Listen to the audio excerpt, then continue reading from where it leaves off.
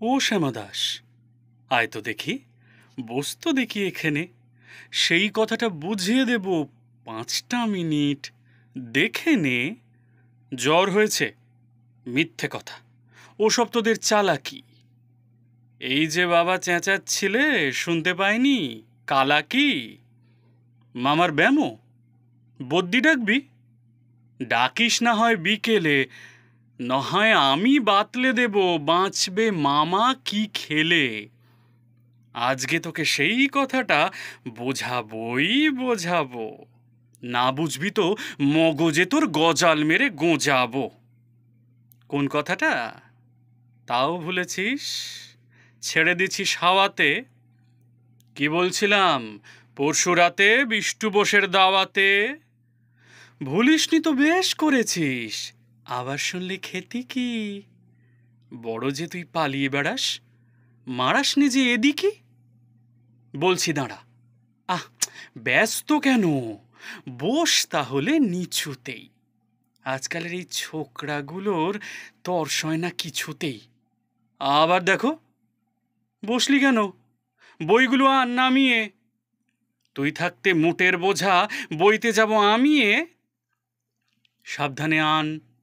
ধরছি, দাঁড়া। সেই আমাকেই ঘামালি। এই খেয়েছে, কোন আক্কেলে শব্দকোষটা নামালি? ঢের হয়েছে।